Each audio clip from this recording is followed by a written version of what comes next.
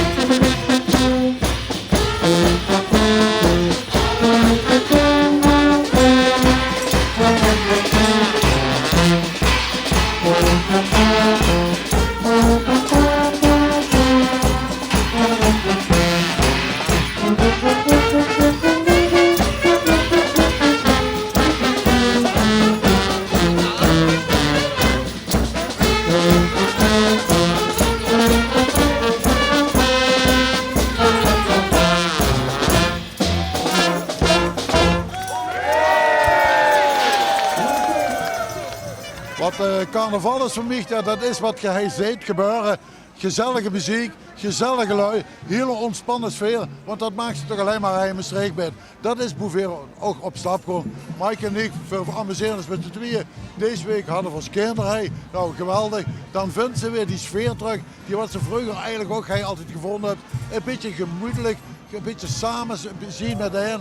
Ja, dit is wat carnaval is in Maastricht. Je kunt er ook niet meer van maken, want het gevoel krijgt ze al heel lang.